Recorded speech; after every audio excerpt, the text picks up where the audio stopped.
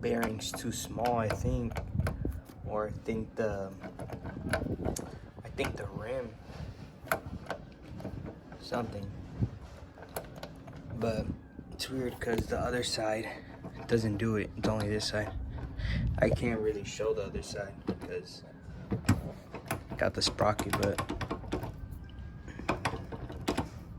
oh well.